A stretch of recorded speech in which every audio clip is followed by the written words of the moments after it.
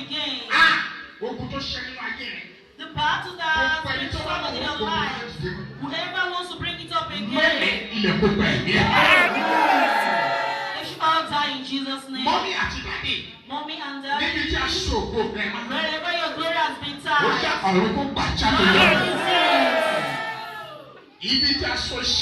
wherever your job has been tied, wherever you have been hidden,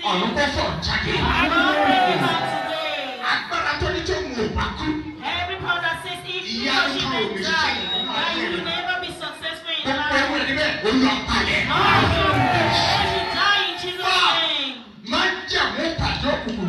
Every evil covenant over your life, in Jesus' name.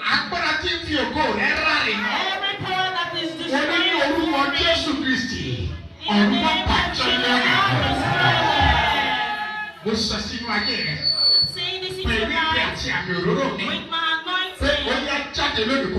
I can exalt in the name of Jesus. Your business shall excel. You shall be prosper in life in Jesus' name. At that angel,